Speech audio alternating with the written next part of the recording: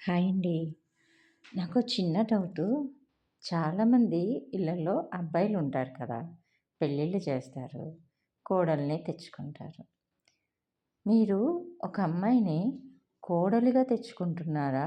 ఇంటి పని మనిషిగా తెచ్చుకుంటున్నారా?